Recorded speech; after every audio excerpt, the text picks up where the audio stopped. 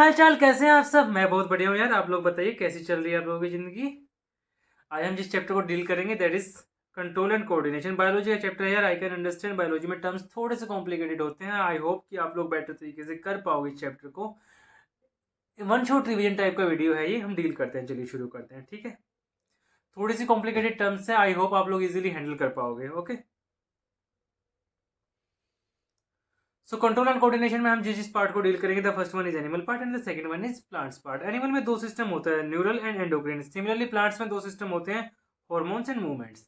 ठीक है, जाहिर सी बात है प्लांट्स में न्यूरल सिस्टम तो नहीं होगा, प्लांट्स के पास दिमाग थोड़ी ना होता है जो न्यूरल सिस्टम डालेंगे। ठीक है, न्यूरल में क्या क्या आता है? ब्रेन आएगा हमारा, और दूसरा क्या आएगा? Spinal cord. ब्रेन को क्या बोलते हैं हिंदी में? मस्तिष्क। स्पाइनल कोड को क्या बोलते हैं हम? मेरुरज्जु। ठीक है, एंडोक्रिन में क्या आता है? एंडोक्रिन में आती है हमारी ग्लैंड्स। ग्लैंड्स यानी कि ग्रंथियां। ग्रंथियां क्या करती हैं? सीधा ब्लड स्ट्रीम में हार्मोन को सीक्रेट कर देती हैं। ओके जी, हार्मोन्स। हार्मोन्स में क्या लेंगे हम?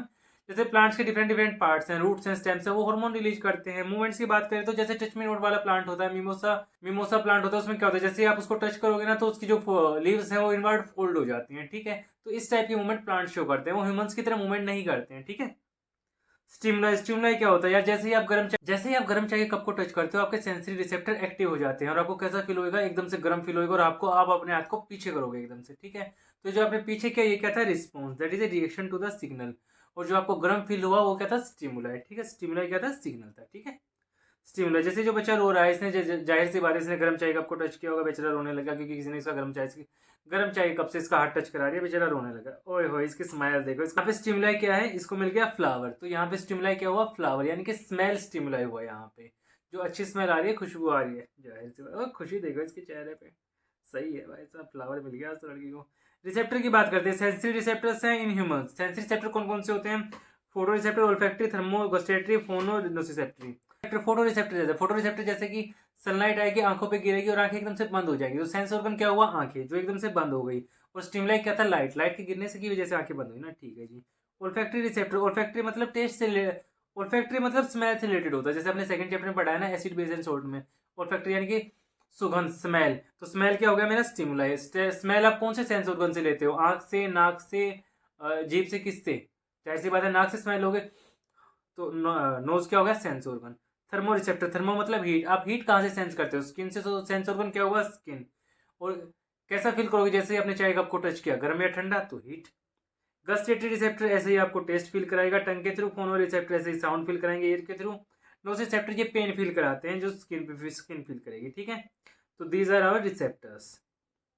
5 receptor. Neuro control in humans. Basically हमारा नर्वस सिस्टम 3 पार्ट में डिवाइड होता है, जैसे central nervous system, peripheral nervous system, एक होता है autonomous nervous system. Autonomous nervous system के बारे में एनसीईआरटी में नहीं बताया गया है, यहाँ पे सीएनएस और पीएनएस के बारे में ही बताया गया है। सीएनएस किस किस से मिलकर बना हुआ है? ब्रेन और स्पाइनल कोड, ये दोनों मिलकर सीएनएस बनाएंगे। पेरिफेरल नर्वस, ये क्रेनियल नर्वस और स्पाइनल नर्व से बने हुए हैं।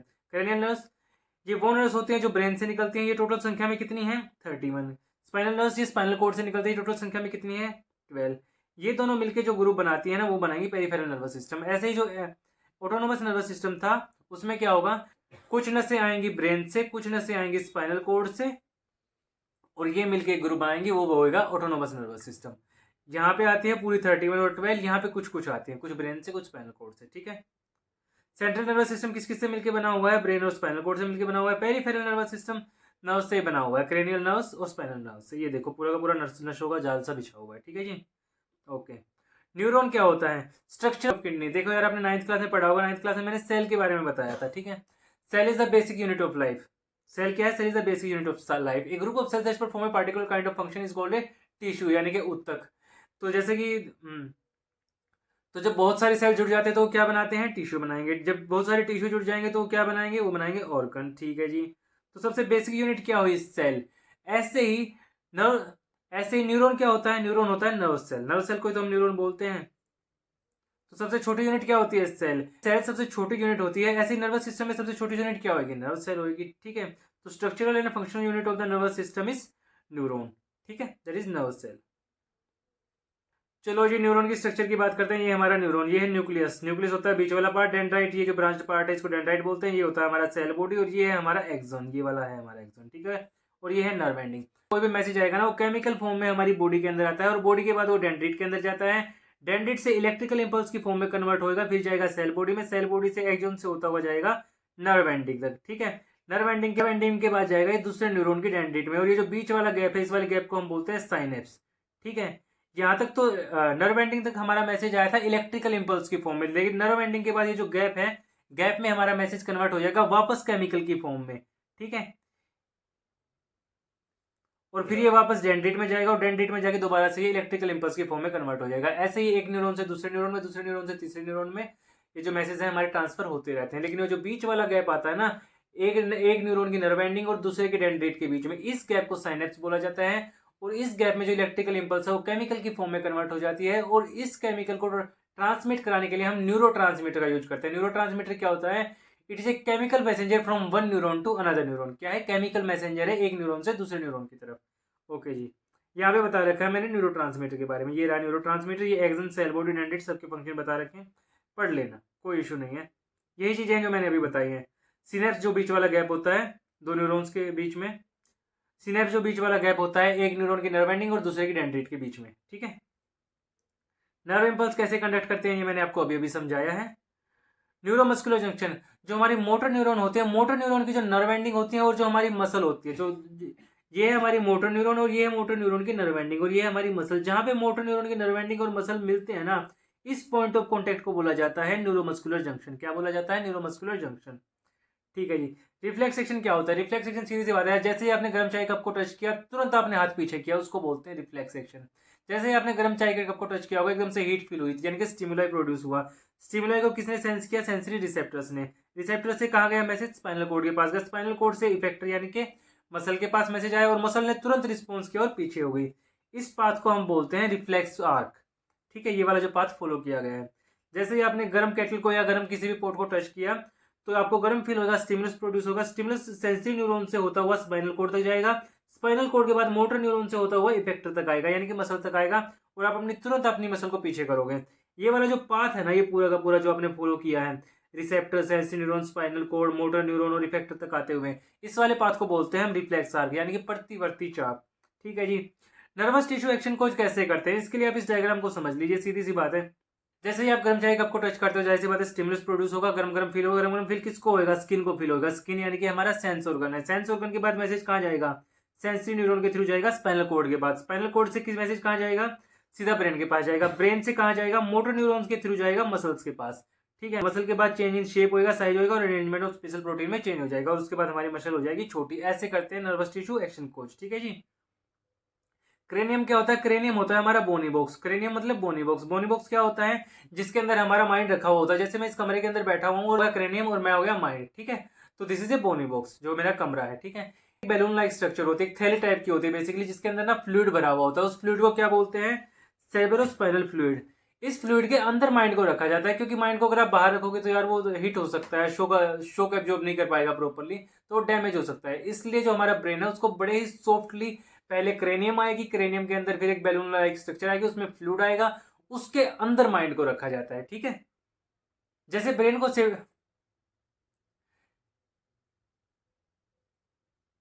जैसे ब्रेन को सेफ्टी क्रेनियम प्रोवाइड करती है, वैसे ही हमारी जो स्पाइनल कोड होती है उसको सेफ्टी प्रोवाइड करता है वर्टिब्रल कॉलम। स्पाइनल कोड क्या होता है? स्पाइनल कोड को बेसिकली हम सेकंड ब्रेन बोलते हैं। क्या बोलते हैं स्पाइनल कोड को?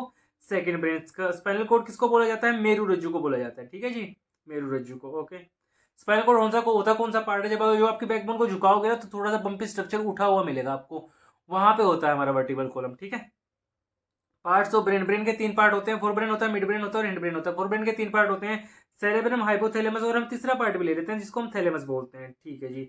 ओके, ये हमारा मिड ब्रेन होता है। मिड ब्रेन के भी दो पार्ट होते हैं basically. The first part is corpora quadrigemina head ankle. ये हमारा हिंड ब्रेन। हिंड ब्रेन के तीन पार्ट होते हैं, पोन्स है, मेडुला है, सेरेबेलम है। ठीक है, अब इनके फंक्शन क्या क्या होता है? सेरेब्रम क्या फंक्शन करता है यार? 66% पार्ट ऑफ द ब्रेन तो सेरेब्रम ही होता है। सेरेब्रम क्या करता है? अपनी मेमोरी को अच्छी करता है। ठीक है, जिज्ञासा बढ़ाता है।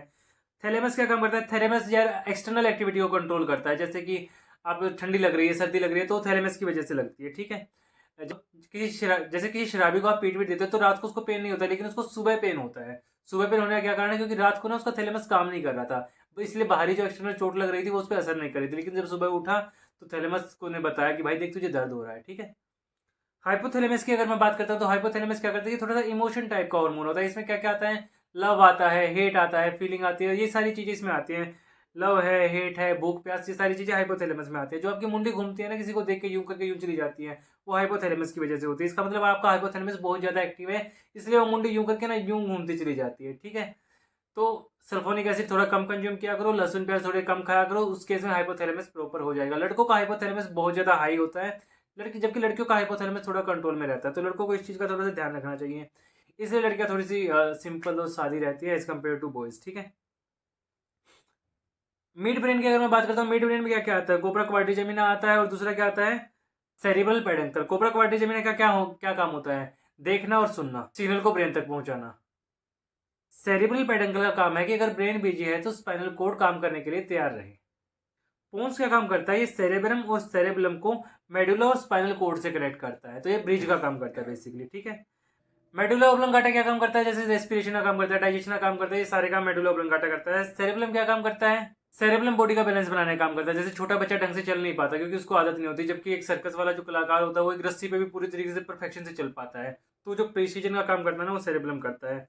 वैसे हिंड ब्रेन की अगर हम बात करें यार, हिंड ब्रेन का क्या होता है, हिंड ब्रेन होता है थोड़ा पीछे होता है। आगे वाला जो हमारा ब्रेन है, फोर ब्रेन और मिड ब्रेन, इनको तो प्रोटेक्शन प्रोवाइड कर देता है क्रेनियम, लेकिन पीछे हड्डी वड्डी होती है नहीं, तो वहां पे सिर्फ मांस होता है और मांस की कवरिंग होती है वहां पे सिर्फ। और हिंड ब्रेन में ना यहाँ पे एक होल भी होता है जिसको हम बोलते हैं फोरेमन मैग्नम। अगर आप पीछे किसी को जोर से मारोगे तो दिमाग काम नहीं करेगा, आदमी मर भी सकता है अगर आप तेज मारोगे तो। ठीक है, तो ये सारे फंक्शन थे फोरब्रेन वगैरह के, तो ये सारे फंक्शन थे माइंड के, ये मैंने बता दिए हैं आपको, ये सारे इसमें बताए गए हैं। सेरेब्रम क्या करता है, मेनली प्रोमिनेंट पार्ट होता है ब्रेन, वॉलंटरी एक्शन को संभाल। सेरेब्रम क्या करेगा, मेमोरी, थिंकिंग, स्पीच, ये सब देखेगा। Hypothalamus, hypothalamus basically emotional hormonal control को ये सब को देखेगा। मिड ब्रेन क्या करेगा, visual, auditory, reflexes, involuntary action को देखेगा। पोन्स की बात करें तो रेगुलेशन फॉर ब्रीथ रेट और स्लीप साइकिल को देखेगा। मेडुला किसका काम करेगा, involuntary action like heart rate और वोमिटिंग, ब्लड प्रेशर। ठीक है, सेरेब्रम किसका काम करेगा, वो कि स्ट्रेट लाइन प्रिसीजन वाला काम करेगा सेरेब्रम। ठीक है, एंडोक्राइन सिस्टम की बात करें तो हम, एंडोक्राइन सिस्टम वो होता है यार, इसमें ना एक एक्सोक्राइन सिस्टम होता है, उसमें ग्लैंड से सिक्रेशन जाता है डक्ट में। लेकिन जो एंडोक्राइन सिस्टम है इसमें डक्ट नहीं होता, इसमें सीधा ग्लैंड से ब्लड स्ट्रीम में जाता है हॉर्मोन्स। ठीक है, सिस्टम है इसमें हमारा जो हार्मोन है वो ग्लैंड से सीधा ब्लड स्ट्रीम में जाएगा। जबकि एक्सोक्राइन सिस्टम में क्या होता है, उसमें ग्लैंड से जो भी सिक्रेशन होगी वो जाएगी डक्ट में। ठीक है, hormones, no nutrient chemical which are act as, male body है और ये फीमेल बॉडी है। मेल बॉडी और फीमेल बॉडी में लगभग यहाँ तक ना सारी ग्लैंड एक जैसी हैं। तो मेल बॉडी में तो एक टेस्टिस एक ऐसी ग्लैंड है जो कि फीमेल बॉडी में नहीं पाई जाती, और फीमेल बॉडी में यूट्रस और ओवेरी, ये तो एक ऐसी एंडोक्रिन ग्लैंड है जो कि मेल बॉडी में नहीं पाई जाती। एंड टेस्टिस कहाँ पे होता है, जो पीनस का हमारा लोअर पार्ट होता है वहां पे जो एक्स्ट्रा स्किन होती है, वहां पे तो राउंड स्ट्रक्चर होती है, उसको बोलते हो आप टेस्टिस। जबकि यूट्रस कौन सा पार्ट होता है, यूट्रस में एम्ब्रियो बनता है, और ओवेरी कौन सा पार्ट होता है जहां पे एग बनता है। ठीक है, ये हमारी कुछ एंडोक्रिन ग्लैंड है, ये आप पढ़ लेना, इनका मैं पीडीएफ आपको प्रोवाइड करा दूंगा।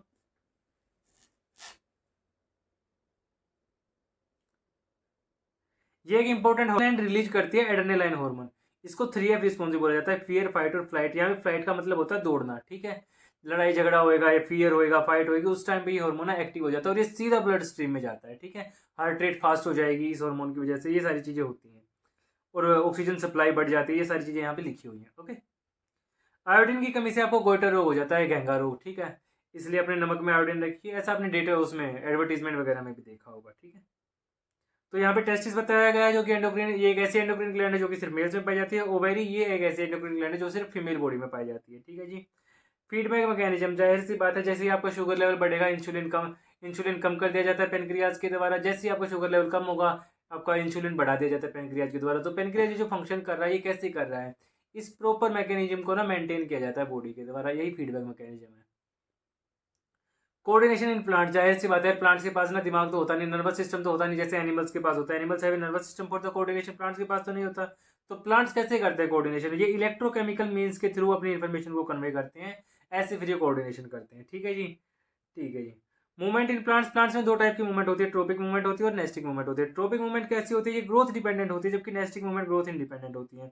इसमें हम जो एग्जांपल लेते हैं वो टच मी नॉट प्लांट वाला लेता है, छुई मुई का पौधा, जैसे आप उसको टच करोगे लीव जो है फोल्ड हो जाएंगी इनवर्ड। ठीक है, जबकि इसमें जो हम एग्जांपल लेते हैं, इसमें लेते हैं जैसे लाइट फॉल होएगी तो उसकी डायरेक्शन जाएगी, प्रॉपर डायरेक्शन में ग्रोथ होएगी, या तो इस तरफ होएगी या इस तरफ होएगी, तो इसमें डायरेक्शन डिपेंडेंट होती है। ठीक है, movement through the cell division, directional according to the direction of the stimulus, stimulus के अकॉर्डिंग ग्रोथ होगी। इसमें नॉन डायरेक्शनल होती है, कोई स्टिमुलस से कोई लेना देना नहीं है, या तो बंद होगी या खुल जाएगी, वो डिपेंड करता है। रिवर्सिबल प्रोसेस होता है, आप जैसे ही टच करोगे वो जाहिर सी बात है वो बंद हो जाएंगी लीव्स, और जैसे ही आप हाथ हटा लोगे तो वो खुल जाएंगी वापस। तो रिवर्सिबल प्रोसेस है, दोनों चीज़ें होती हैं। यहाँ पे ऐसा नहीं हो सकता एक बार पौधा बड़ा होगा तो उसको आप छोटा नहीं कर सकते, इरिवर्सिबल। ये परमानेंट होता है, ये टेम्परेरी होता है, तो कुछ देर बाद वैसे का वैसा पौधा हो जाता है। ये स्लो होता है जबकि क्विक होता है। हाँ, ये दोनों चीज़ें सच है। ट्रोपिक मूवमेंट 5 टाइप के, फोटोट्रोपियम, जियोट्रोपियम, कीमोट्रोपियम, हाइड्रोट्रोपियम, थिगमोट्रोपियम। ठीक है जी। फोटोट्रोपिज्म होगा या तो लाइट की तरफ मूवमेंट होगी या अवे फ्रॉम द लाइट होगी। लाइट की तरफ हुई शूट की मूवमेंट तो क्या होगा, पॉजिटिव फोटोट्रोपिज्म। अगर अवे हुई जैसे रूट की होती है उसको बोलेंगे नेगेटिव फोटोट्रोपिज्म। जियोट्रोपिज्म अगर ग्रेविटी की डायरेक्शन में है तो पॉजिटिव जियोट्रोपिज्म, अगर अगेंस्ट है तो नेगेटिव जियोट्रोपिज्म। इसमें क्या होगा, रूट ऑफ द प्लांट वो पॉजिटिवली जाती है क्योंकि वो ग्रेविटी की तरफ जाती है मूव करती हुई, जबकि स्टेम जो है वो अगेंस्ट ग्रेविटी जाता है, इसलिए उसको नेगेटिव जियोट्रोपिज्म बोल देंगे। कीमोट्रोपिज्म इसमें केमिकल की तरफ अगर मूवमेंट है तो growth of the pollen tubes towards the ovules, growth of pollen tubes towards the chemicals. ठीक है, यहाँ से आती है पोलन ट्यूब्स, ऐसे बनती हो जाएगी यहाँ तक। ठीक है, तो जाहिर सी बात है ऐसे ऐसे अगर कोई भी ट्यूब आएगी तो जाहिर सी बात है वो केमिकल की तरफ ही जा रही है, तो जाहिर सी बात है। हाइड्रोटोपिज्म वाटर की तरफ है तो पॉजिटिव हाइड्रोटोपिज्म, अगेंस्ट है तो नेगेटिव हाइड्रोटोपिज्म। रूट्स किसकी तरफ जाती है, पानी की तरफ जाती है, तो पॉजिटिव हाइड्रोटोपिज्म हो जाएगा। ठीक है।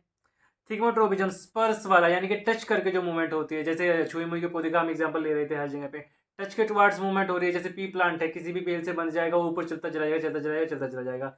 किसी भी चीज से बन जाएगा ऊपर जाता चला जाएगा, तो उस वाली मूवमेंट जो टच की तरफ मूवमेंट हो रही है उसको थिग्मोट्रोपिज्म बोलते हैं। जो टच के अगेंस्ट हो रही है उसको नेगेटिव थिग्मोट्रोपिज्म बोल देंगे। Plants like the P plant climb up other plant fences by means of tendrils. ठीक है, ग्रोथ ऑफ प्लांट टुवर्ड्स और अवे फ्रॉम द टच। ठीक है। नेस्टिंग मूवमेंट, नेस्टिंग मूवमेंट में हमने अभी अभी एग्जांपल लिया था, जैसे कि ये टच मी नोट वाले प्लांट का लिया था, मिमोसा प्लांट वाला ये वाला एग्जांपल लिया था। ग्रोथ इंडिपेंडेंट ये मूवमेंट होती है। प्लांट सेल जैसे ही प्लांट में पानी भर जाएगा मोटे हो जाएंगे, हो जाएंगे, और जैसे ही निकल जाएगा श्रिंक हो जाएंगे। तो प्लांट सेल कौन सी प्लांट जो है शेप चेंज कर रहे हैं, plant cell change shape by changing the amount of water in them resulting swelling. तो यही टाइप की चीजें हैं, छोटी मोटी चीजें हैं। प्लांट हार्मोन दो टाइप के होते हैं, ग्रोथ प्रमोटर और growth inhibitor. The first one is auxin, the second one is gibberellin, the third one is cytokinin, the fourth one is abscisic acid. ये अकेला हार्मोन ऐसा जो ग्रोथ को रोकता है। ठीक है। ऑक्सीजन क्या करता है, ऑक्सीजन इंक्रीज करता है शूट लेंथ, तो शूट लेंथ को बढ़ाता है। शूट लेंथ कौन से होते हैं, ग्राउंड से ऊपर वाला जो पौधे का पार्ट होता है उसको बोलते हैं शूट। तो ऑक्सीजन क्या करता है, ऑक्सीजन इंक्रीज करता है शूट लेंथ को in the direction away from the light. कहाँ, away from the light, not towards the light, ध्यान रखना। जिब्रेलिन की अगर मैं बात करता हूँ तो जिब्रेलिन क्या काम करता है, ये स्टेम की ग्रोथ को बढ़ाता है, इंक्रीज करता है market periods of the fruits, थोड़ा सा पीरियड बढ़ा देगा उनका। ठीक है, बेसिकली ये प्रमोट करता है ग्रोथ ऑफ स्टेम को। साइटोकाइनिन क्या करता है, ये प्रमोट करता है सेल डिवीजन को। सेल डिवीजन कहाँ पे सबसे ज्यादा होती है, जाहिर सी बात है फ्रूट और सीड्स में सबसे ज्यादा सेल डिवीजन होगी, फ्रूट और सीड्स में, तो यहाँ पे ये ज्यादा पाया जाता है साइटोकाइनिन। ठीक है। एब्सिसिक एसिड की बात करूँ तो यार ये ग्रोथ को रोक देता है। ठीक है, inhibits growth, plays important role in closing of stomata, often wilting of leaves, यानी कि पत्तियां मुरझा जाएंगी।